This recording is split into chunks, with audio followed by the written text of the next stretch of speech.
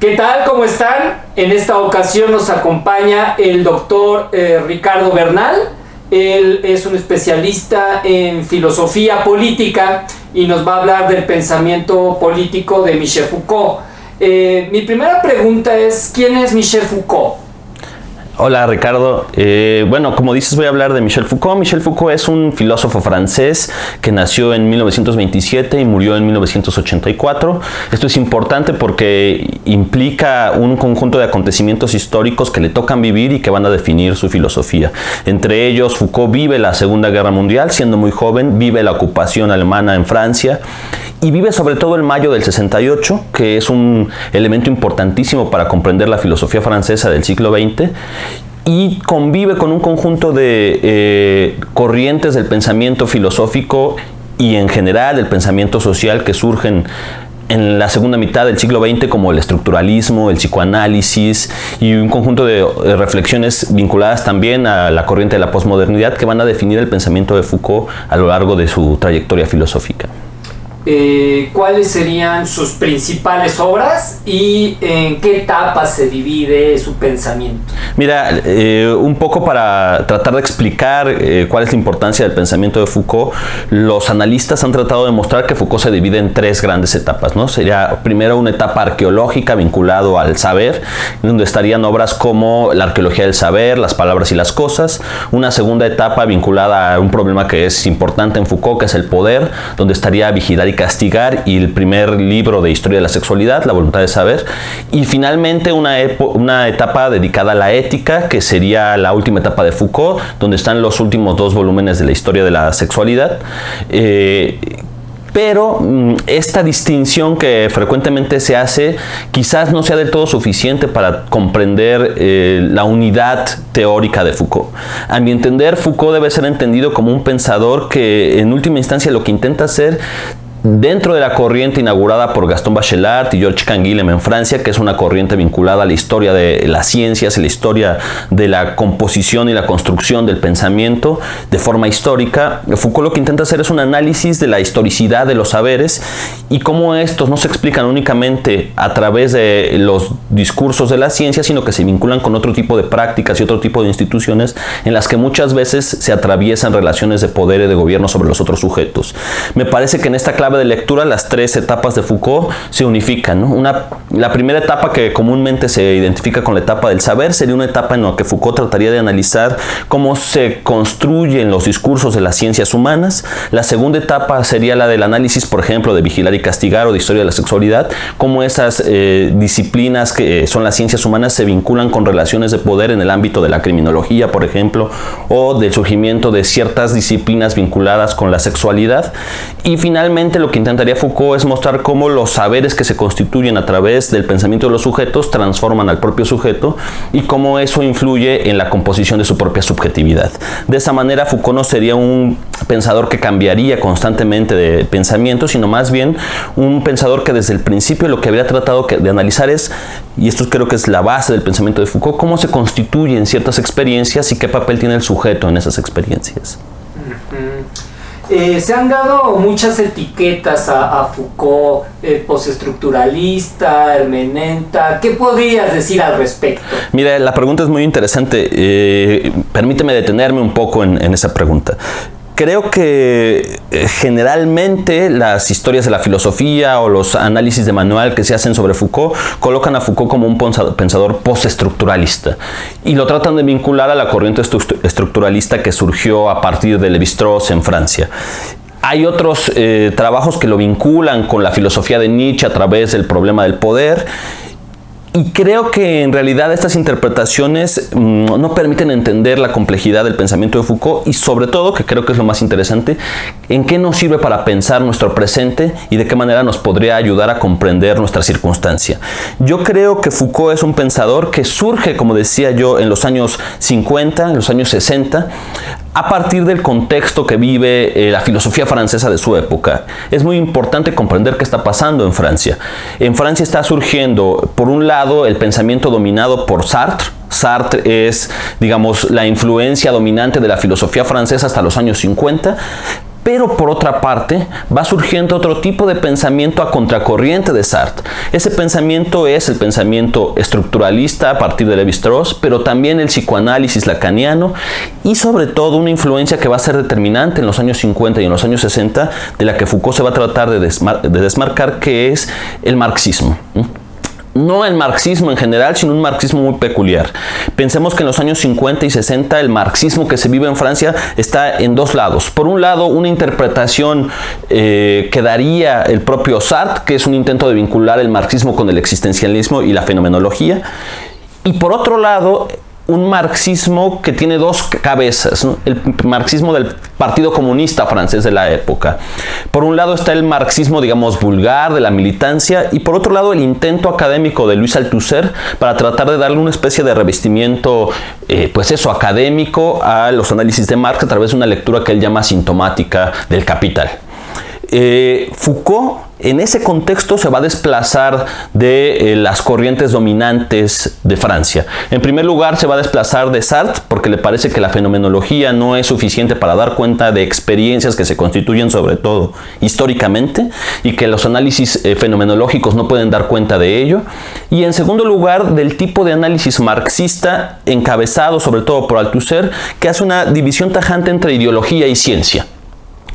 Y sobre todo que interpreta y analiza la historia en función de la clave de la lógica de acumulación de capital. No que esto no exista, porque existe la acumulación de capital, pero piensa que esta clave de inteligibilidad de la historia es reductiva y no nos permite entender la complejidad de diferentes experiencias. Foucault en ese contexto sí va a retomar las herramientas del estructuralismo en un sentido muy peculiar, en tratar de dar cuenta que en realidad nuestras experiencias históricas no son espontáneas, no surgen de la nada, que hay un conjunto de elementos, de claves, de estructuras o como se le quiera llamar, que condicionan esas experiencias, y lo que va a tratar de dar cuenta es cuáles son las condiciones de posibilidad de eso que se puede llamar estructura o de eso que Foucault llamará en Las palabras y las cosas a priori histórico.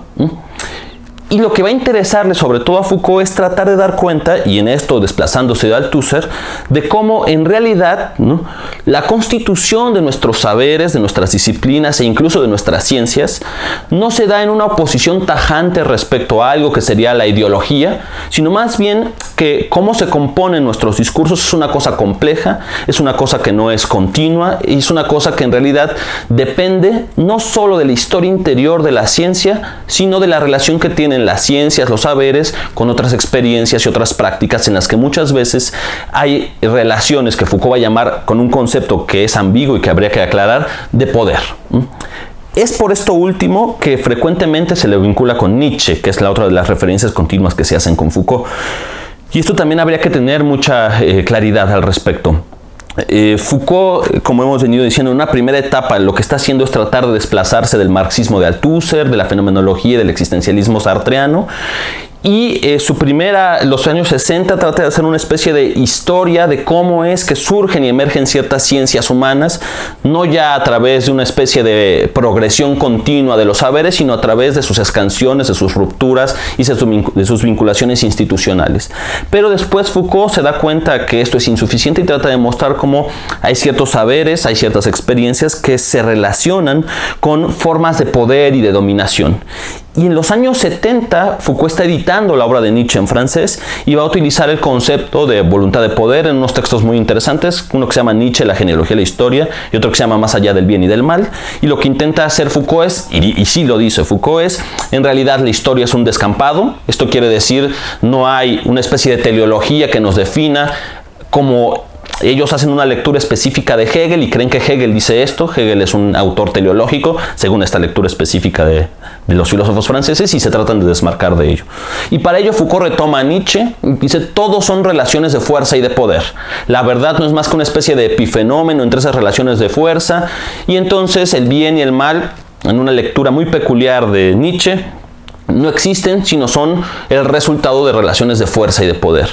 Pero esto Foucault lo dice en los años 70 y muy pronto se da cuenta de la insuficiencia de esto. Y empieza a tratar de reelaborar su noción de poder hasta que en el 78 la formula con la noción de gobierno. De tal suerte que esta relación con Nietzsche es muy ambigua y me parece que es una de las cosas que no permiten bien la comprensión de Foucault. Foucault más bien es un historiador de la verdad, de cómo se constituyen las relaciones de la verdad y cómo se relacionan con el sujeto. Y ocurre que en esas relaciones muchas veces hay formas, ¿no?, en las cuales esos saberes y esas formas de constituir la subjetividad están vinculadas a relaciones de gobierno. Esto no quiere decir, y voy cerrando esta pregunta con esto, que Foucault sea un autor que piense, como a veces se le atribuye a Nietzsche, que todos son relaciones de poder, que no hay forma de establecer qué es la verdad y qué no es la verdad, qué es el bien y qué es el mal, porque todos son relaciones de poder y por tanto todo criterio normativo queda anulado. Es verdad que Foucault da un guiño con esto en los primeros años 70, 71, 72, pero después se da cuenta de la insuficiencia de esta postura y más bien lo que intenta hacer es cómo se constituye lo que después llamará Foucault juegos de verdad. Es decir, las condiciones de posibilidad para que emerja un discurso cuyo objetivo es decir la verdad, aun cuando en realidad haya otras formas por las cuales se puede establecer la distinción entre qué es verdad y qué no es verdad. A lo que Foucault le interesa es cómo surgen estos discursos, cómo afectan a los sujetos y cómo muchas veces estos discursos están relacionados con formas de poder y de gobierno, sin que esto niegue la posibilidad de establecer un criterio normativo para decir, digamos, juicios epistémicos o juicios normativos, ¿no? A partir de esto, ¿cómo podríamos definir entonces la subjetividad para Foucault? Y ya. Digamos, esto es interesante. Una de las lecturas que se ha venido haciendo de Foucault, a partir, yo creo que de los años 90 y sobre todo de la academia norteamericana, es Foucault como aquel que permite entender la subjetividad no como algo natural, digamos que sale en ese sentido del concepto de naturaleza humana, la muerte del hombre, etc., y trata de analizar los procesos de subjetivación. Y entonces la última etapa de Foucault sería la etapa en la cual Foucault la llamaría estética de la existencia, en la medida que Foucault analiza las condiciones históricas de posibilidad de la construcción de nuestra subjetividad, no como algo dado, no como una naturaleza, sino como algo que se constituye en relaciones históricas específicas y de lo cual los sujetos pueden tener una especie de vinculación ética. El último problema de Foucault es la libertad. Cómo los sujetos pueden reconstruir su propia subjetividad a partir de un conjunto de relaciones que les son impuestas desde el exterior. Y eso está muy bien en Foucault porque lo que nos muestra es que, digamos, no existe algo así como la naturaleza humana transhistórica, que no estuviera, digamos, atravesada por condiciones históricas que modifican la forma de acercamiento que tiene del sujeto consigo mismo. Esto ha generado algunas polémicas porque parece que Foucault en la última instancia habría sido un Foucault menos político, ¿no? En la medida que en los años 70 trató de analizar instituciones como la cárcel, instituciones como, en el sentido amplio, la sexualidad, y en última instancia se repliega sobre el propio sujeto en una especie de solución de cómo es que los individuos pueden actuar sobre sí mismos para ser libres. Y entonces esto negaría un poco las resistencias exteriores. Yo creo que hay algo de eso, pero también creo que si se ve con unidad su obra, se puede ver que la única forma de resistir a los poderes exteriores es también transformando la propia subjetividad. Ahora, creo que esta es la última intención de Foucault en sus últimos trabajos, donde se repliega, como se sabe, a los textos de la filosofía antigua, de la filosofía latina, y en los que trata de mostrar cómo, y esto es muy interesante, no son la misma manera en que el sujeto se relaciona con el sexo, con la sexualidad en la etapa moderna, que en los años de la antigüedad clásica, y que ni siquiera el concepto de sexualidad existe antes, que más bien la relación es con algo así como la afrodisia, y que eso implica una vinculación distinta del sujeto consigo mismo que no puede ser reducida a la relación que se tiene con la sexualidad en la modernidad. Aquí Foucault está haciendo una apuesta contra ciertas lecturas del psicoanálisis, sobre todo contra Wilhelm Reich, ¿no?, que es como su oponente en La voluntad de saber, que es un saber que va surgiendo sobre todo a principios del siglo XX, que es el psicoanálisis, y que intentaría, según Foucault, tratar de dar una visión del sujeto a partir de la clave de la sexualidad, y que la interpretación universal del sujeto está vinculada con su sexualidad, y Foucault trata de mostrar que esto no es así, y que el propio concepto de sexualidad tiene una historia, y que por tanto, si nos remitimos a los antiguos, podemos ver que la relación con la sexualidad era diferente. Eso implicaría que la apuesta, digamos, psicoanalizante del siglo XX estaría partiendo de un equívoco al tratar de universalizar algo que es en realidad histórico. Y por eso Foucault se centra en el concepto de sexualidad, no tanto por, como alguna vez escuché, pues, sus traumas personales ni nada por el estilo, sino porque en realidad lo que le interesa es mostrar eso, que ni siquiera la propia subjetividad puede ser tomada en una clave, digamos, antropológica naturalista, y que por tanto siempre hay que analizar cómo se constituye históricamente nuestra sexualidad. Esto, que me parece que está muy bien, ha derivado en ciertas lecturas más vinculadas a la posmodernidad, en las cuales Foucault más bien sería algo así como el santo, digamos, de las subjetividades alternativas. Y entonces eso es una lectura que en cierta medida despolitiza a Foucault. No por ser falso, sino no porque sea falsa esta lectura, sino porque pone el énfasis sobre una parte del proyecto de Foucault que, sin embargo, en realidad tiene que ser analizada en relación con las otras etapas. Y también hay otra objeción que creo que valdría la pena analizar, es qué tan cierta es esta crítica que Foucault hace al psicoanálisis y al concepto de sexualidad, y qué tan cierto es que si Foucault niega cualquier concepto, el que sea de hombre, de naturaleza humana, no perdemos algún asidero para cualquier juicio normativo. Si el hombre siempre es una de las críticas que, por ejemplo, hace Zizek a Foucault, si el hombre es siempre lo que se constituye históricamente, parece que en realidad no tenemos ningún sustento, ninguna base normativa para establecer criterios de aquello que sería mejor en términos éticos. Y en ese sentido creo que habría que hacer una discusión hacia dónde nos lleva el concepto de subjetividad en Foucault, y cómo releer a Foucault de tal manera que no nos lleve a dos posibles problemas que sí lo vinculan con ciertos autores posmodernos: el escepticismo y el relativismo. Entonces el reto es cómo pensar los aportes metodológicos que hace Foucault, que a mi entender están vinculados con la historia de las ciencias en el nivel que hace Georges Canguilhem, sin caer en una especie de escepticismo o relativismo que sí podría ser uno de los riesgos de ciertas lecturas de Foucault. También de Foucault, justamente mencionaste, hay instituciones que analiza, como, bueno, la cárcel, la escuela. ¿Qué podrías decir de estas instituciones en relación con su obra, con su pensamiento? Eso es muy importante. Ustedes saben que la primera gran obra de Foucault es Historia de la locura, que es su tesis doctoral, que además es dirigida, entre comillas, por Georges Canguilhem. Cuenta Pierre Macheret en un textito que en realidad Canguilhem dice que Foucault de repente llegó después de unos años con un manuscrito enorme, se lo puso enfrente y le dijo: aquí está mi tesis doctoral. Entonces Canguilhem en realidad no le dirigió nada, ¿no? Pero Historia de la locura es un texto que intenta analizar sobre todo cuál es la constitución de la locura vinculada a las instituciones psiquiátricas.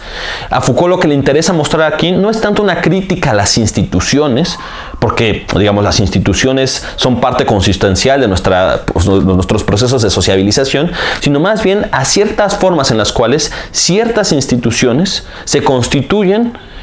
a partir de un conjunto de discursos que se presumen científicos, y al presumirse científicos borran un conjunto de relaciones que los han permitido constituirse. Es el caso, digamos, de la psiquiatría, y lo que hace Foucault en Historia de la locura es mostrar cómo el loco como enfermo mental es una realidad que surge en el siglo XIX, que surge en un contexto de relaciones de poder y que por lo tanto condiciona el surgimiento mismo de las instituciones psiquiátricas. Esto no quiere decir que hay que tirar a la basura la psiquiatría, etcétera,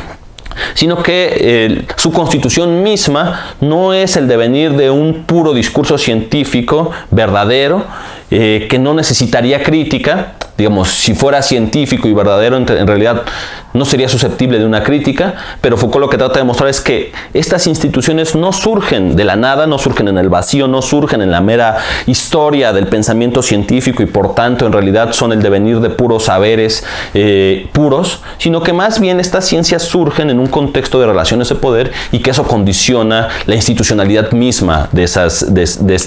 en este caso de las instituciones psiquiátricas. Algo parecido y más importante aún con la cárcel. Todos pensamos en el siglo XX, dice Foucault, que la cárcel siempre ha estado ahí y que es la única manera y el único método para generar castigo. Foucault trata de mostrar cuál es la relación específica que constituye la cárcel moderna. La cárcel moderna no es el encierro únicamente, sino es la vinculación entre el encierro y ciertos saberes y ciertas disciplinas científicas que se constituyen en una relación que él llama dispositivo. Y entonces a Foucault le interesa ver cómo esta cárcel moderna, que parece ser, digamos, una constatación evidente de nuestro presente, en realidad ha sido constituida históricamente y esa constitución condiciona su funcionamiento y que podría ser pensada de otra manera. En el caso de la escuela, lo mismo, no que Foucault odie la escuela y que por tanto haya que terminar con ella, sino trata de analizar cómo la constitución misma de la escuela, los saberes que la constituyen, las prácticas, las formas incluso arquitectónicas, en realidad están vinculadas a saberes, a objetivos que muchas veces están vinculados a formas de poder. Y la idea ahí es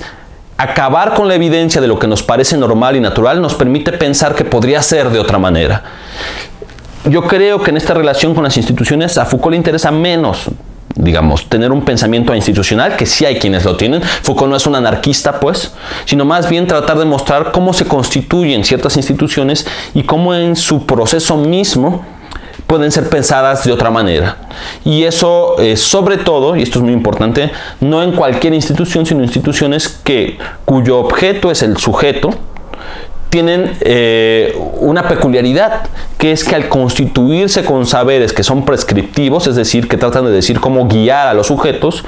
el hecho de que estén vinculados con relaciones de poder puede hacer que esos saberes que prescriben la conducta de los sujetos en realidad tengan objetivos de poder que nos alejen de la libertad. En ese sentido creo que es muy interesante pensar a Foucault y repensar nuestras instituciones. En qué medida esas instituciones que se presumen libres y verdaderas no encubren relaciones de poder, no encubren formas de sometimiento y no encubren hasta cierto punto maneras en las cuales los sujetos son gobernados por otros sujetos. Esto me llevaría a plantear el problema de las aplicaciones, o si se puede decir así, de la utilidad del pensamiento Foucaultiano para hacer análisis filosóficos actuales. ¿Qué puedes decir? Yo creo que una de las cosas más interesantes de Foucault, no que haya otros autores que no lo tengan, pero Foucault tiene una capacidad, digamos, por su propia filosofía, de permitirnos repensar muchas cosas desde sus planteamientos. Creo que en el caso de Foucault, más que leer todas sus obras y aprendérnoslos de memoria para recitarlo en una clase y mostrar que sabemos más que los demás, lo interesante de Foucault es que nos da un conjunto de principios metodológicos para pensar experiencias que hoy, por ejemplo, nos son sumamente cercanas. A mi entender, la gran importancia del pensamiento de Foucault es que a partir de él podemos pensar, por ejemplo, cómo se constituyen saberes como, y esto está muy de moda actualmente, los nuevos discursos sobre la pedagogía. Son discursos que presumen su cientificidad, su verdad, y a partir de esos discursos se conduce la conducta de unos sujetos que son considerados, digamos, dependientes de los otros. Y en este caso la gran pregunta es si en la constitución misma de esos discursos, de esas experiencias, de las instituciones que los sostienen, en realidad únicamente se encuentra un conjunto de saberes que se presumen verdaderos o si no están atravesados por intereses y relaciones de poder. Esto creo que se puede aplicar mucho a la pedagogía actual, a los nuevos discursos vinculados con relaciones de poder y con relaciones económicas que hoy dominan el pensamiento pedagógico. Creo que también se puede pensar, por ejemplo, en otro de los grandes discursos que hoy se han constituido como, digamos, los grandes saberes de nuestro presente, que es el discurso de la economía, hasta qué punto la economía es una ciencia pura que en realidad se constituye únicamente en relación con la verdad y con su cientificidad, o en qué medida sus instituciones están vinculadas con relaciones de poder. Y creo sobre todo, y esto es lo que a mí me interesó, por ejemplo en mi tesis doctoral, es que Foucault nos ayuda a pensar una cosa muy importante que él mismo analizó en sus últimas épocas en un texto que se llama, un curso que se llama El nacimiento de la biopolítica, que es esa cosa llamada hoy neoliberalismo. A pesar de que Foucault tiene una posición ambigua ahí, donde no se sabe si en realidad defiende o no al neoliberalismo, creo que lo que intenta hacer ahí es dar cuenta de las condiciones de posibilidad de un nuevo discurso que está dominando los años 70 en el mundo, que hoy lo domina más que antes, y que se presume como un discurso verdadero, un discurso que no merece cuestionamiento y un discurso que no solo es, que no solo se constituye en el ámbito del saber, sino que establece relaciones con prácticas y discursos y relaciones de poder y de gobierno sobre los otros sujetos. Y yo creo que una de las cosas que podemos pensar a partir de Foucault, a partir de las herramientas que nos da Foucault, es que es esa cosa que se ha constituido como discurso neoliberal que define nuestras prácticas, que define nuestras instituciones y que poco a poco va colonizando todos los espacios que antes se consideraban dominios no vinculados a un saber economizante como el neoliberalismo, sino a otro tipo de saberes. Pienso, por ejemplo, en cómo ha colonizado en las escuelas, en las instituciones, en las universidades incluso, el discurso económico del capital humano, cómo ha desplazado ese discurso otros saberes que la filosofía podía fundar antes. Pienso, por ejemplo, cómo poco a poco el discurso de la autoayuda que se vincula al neoliberalismo, como esta especie de narrativa por la cual los sujetos se pueden hacer cargo de sí mismos sin necesidad, digamos, de otra cosa más que de una voluntad poderosa,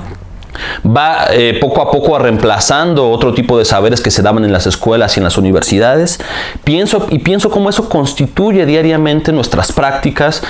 y también sirve para anular el pensamiento crítico. En ese sentido, Foucault es una herramienta que nos permite mostrar cómo el neoliberalismo no es un horizonte normal, sino que se ha constituido históricamente y se ha constituido transformando nuestras subjetividades y se ha constituido a partir de unas relaciones de gobierno sobre los sujetos que impiden el surgimiento de un pensamiento crítico, ¿no? Bueno, creo que esto ya lo está dejando muy claro, pero me gustaría cerrar preguntándote sobre ¿cuáles consideras que serían las grandes aportaciones de Foucault a la filosofía y de cara al futuro, qué podemos esperar de él? Es muy, digamos, hay varias cosas. Yo creo que en un contexto muy específico, que es el contexto de los años 50 y 60 en Francia, un contexto donde la filosofía está muy vinculada con la fenomenología, con el hegelianismo, etc., Foucault hace algo que es muy importante para nosotros, que es vuelve a la filosofía una especie de herramienta que tiene que enlazarse con otras disciplinas. Digamos, Foucault nos permite sacar a ciertos discursos de la filosofía de su ensimismamiento, ¿no?, de su endogamia, y nos obliga a pensar a la filosofía en su relación con otros saberes, porque de otra forma, digamos, y eso pasa, la comunidad filosófica se cierra sobre sí misma y no entiende que en realidad los saberes se constituyen en un conjunto interdisciplinario. Yo sé que esto está muy de moda ahora, la interdisciplinaridad, etcétera, pero Foucault la ve desde una perspectiva crítica y obliga a que la filosofía salga, digamos, de la comodidad de un pensamiento de su propia historia. Foucault nos muestra que en realidad la filosofía no es solo historia de la filosofía, sino la filosofía es un saber que se vincula con todos los saberes. Otra cosa importante, y es uno de los grandes aportes de Foucault, pensemos en la época específica, es que nos obliga a repensar al sujeto más allá de cualquier resquicio de un análisis naturalista, que nos obliga a mostrar que el sujeto siempre está constituido históricamente, y esto abre un panorama, creo que es muy importante porque Foucault no da la última palabra aquí, es hasta qué punto podemos decir que el sujeto es históricamente constituido o hasta qué punto hay algo que es estructural en el sujeto, y eso es parte de las discusiones contemporáneas de filosofía en las que está Zizek, Badiou, incluso Laclau, etcétera, y creo que eso nos obliga a repensar la política de otra manera, ¿no? Hasta qué punto los sujetos se constituyen siempre en relación con el otro y no a partir de una especie de naturaleza dada que los tendría constreñidos a ciertas determinaciones ya establecidas. Y finalmente creo que Foucault hace algo que es quizás lo que a mí más me interesa, trata de hacer una especie de historia de los saberes, de las ciencias, de las disciplinas, que rompe con cualquier tipo de teleología. Una de las cosas a las que Foucault se enfrenta es contra esta visión que tiene, por ejemplo, un autor que se llama Meyerson, o ciertos autores en las cuales la ciencia sería algo así como una especie de razón progresiva que poco a poco va conquistando sus conocimientos, dejando atrás el error totalmente, y en cierta medida las ciencias en ese sentido se autojustificarían a sí mismas como la expresión más amplia de la razón. Y Foucault nos muestra cómo disciplinas, saberes vinculados con pretensiones de verdad en realidad siempre se constituyen con escansiones, con rupturas, nunca rompen con la ideología, nunca rompen con la opinión, mantienen relaciones de poder y nos obliga a estar atentos a esas disciplinas que se presumen como saberes verdaderos y que siempre, digamos, el germen último de que relaciones de poder pueden estar ahí se encuentra latente, y Foucault nos obliga a estar atentos a eso para no legitimar cualquier tipo de saber únicamente a partir de la apelación a la ciencia. Creo que eso nos permite repensar de alguna manera importante nuestro presente, un presente además que está atravesado de discursos que se dicen científicos y que constituyen como la última palabra de nuestro presente, sobre todo la economía. Y creo que la otra cosa importante es, de lo que me preguntabas, es, bueno, ¿qué va a pasar con Foucault en el presente? Creo que, como Foucault alguna vez dijo de Marx, ¿no? Creo que lo importante, digamos, si se ve que Foucault tiene un rendimiento para pensar el presente, es que los Foucaultianos, digamos, sean críticos con Foucault y que traten de mostrar cuáles son las limitaciones de su pensamiento, qué sí puede servir para el análisis del presente y qué no, y que, como ocurre con cualquier discurso normal con pretensiones, digamos, de saber y de cientificidad o pretensiones académicas, ¿no? Rompamos con esto que Foucault llamaba el pensamiento de un autor, ¿no? Es decir, pensar que todo lo que dijo un autor, por ser palabra de ese autor, es verdadero, y quedarnos con una lectura crítica en la cual nos parezca pertinente aquello que pueda servirnos para pensar nuestro presente. Si ustedes revisan las entrevistas de Foucault, Foucault dice unas cosas que son unas barbaridades, al lado de cosas que son súper interesantes. Hay que saber discernir y no quedarnos únicamente con el autor, sino con los aportes teóricos que nos ofrece. Pues muchísimas gracias. De nada.